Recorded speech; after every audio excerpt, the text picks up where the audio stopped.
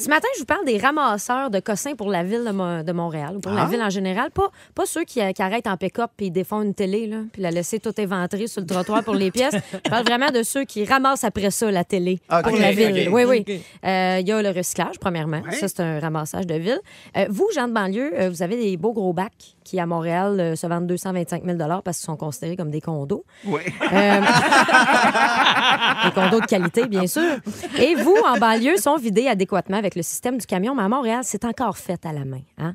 Et un bon ramasseur de recyclage se doit de prendre le bac gris avec le couvercle, le vider, s'assurer qu'il reste de quoi de coller dans le fond et le déposer sur le couvercle fermé dans de la slotch, sur le bord d'un arbre où un chien fait de pipi récemment. Parce que rien de plus agréable que de rentrer tard du travail, ramasser son bac plein de pisse puis de slotch, devoir le laver dans le bain, après ça, devoir laver le bain, puis après ça, devoir se laver dans le bain. C'est une cause à effet très appréciée. Merci, gars du recyclage. On aime ça. Il y a les poubelles aussi. Moi, les vidangeurs ont tout mon respect.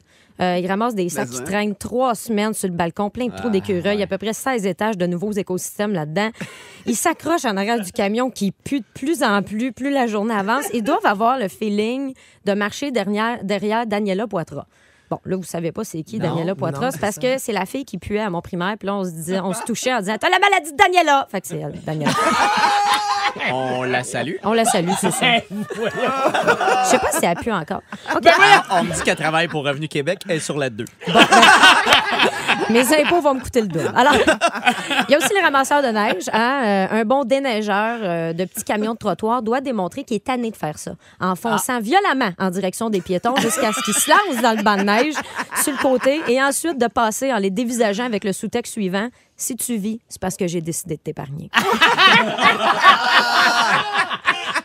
Et c'est important de mettre des pancartes de déneigement de 7 à 19 heures d'un bord de rue et de 19 à 7 heures de l'autre côté dans un périmètre de 15 rues. Comme ça, il n'y a aucune auto dans le chemin parce qu'on roule toute la nuit pour se trouver du stationnement. Ça aussi, c'est un cercle éternel. Et si les pancartes indiquent 7 à 19 heures, passez le camion qui fait tananananana à 6h30 pour réveiller tout le monde dans un sentiment de panique et finalement, ne passez pas. Hein? Laissez la neige durcir pour qu'elle parte avec le dessus de mon auto. C'est pas comme si j'avais besoin de ça. Moi, une ligne à gaz, de toute façon. Hein?